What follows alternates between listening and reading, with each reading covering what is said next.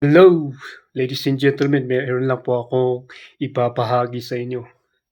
Tungkol po ito sa, kung bakit, meron silang sinisisi bakit, ah, sa halip na sila ay upline ay sila pa ang naging downline, ladies and gentlemen. Okay, ito po.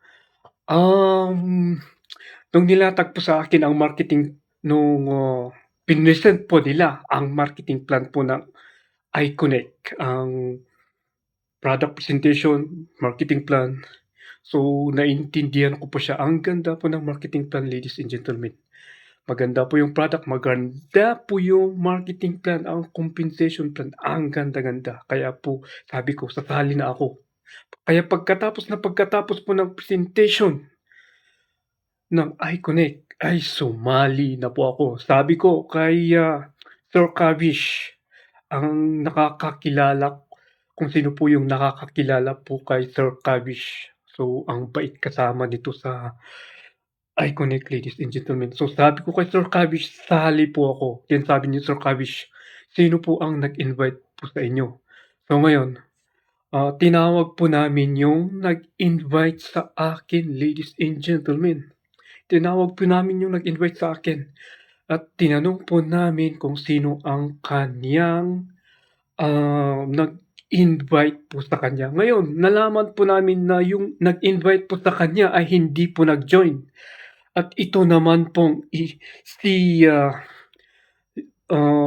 upline ko supposed to be na tumawag na nag-invite sa akin ay hindi rin nag-join, ladies and gentlemen.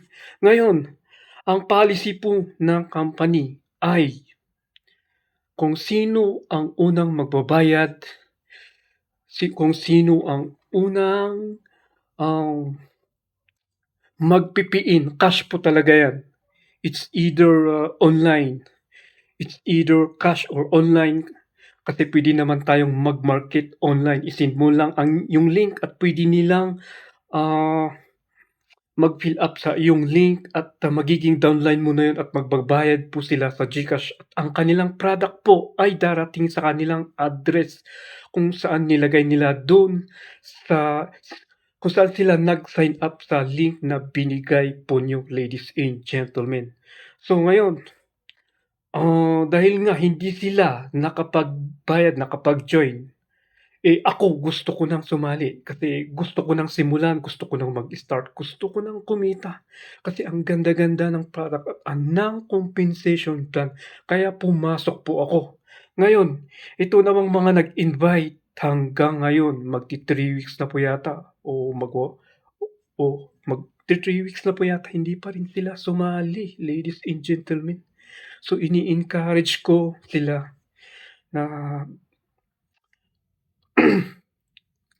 kasi meron at meron pa ring mag-i-invite sa kanila, ladies and gentlemen. Kaya sabi ko bago sila maunahan, ay dapat kung hindi pa sila sumali noon, ay ngayon na ay dapat sumali na para hindi sila ang magiging downline ulit.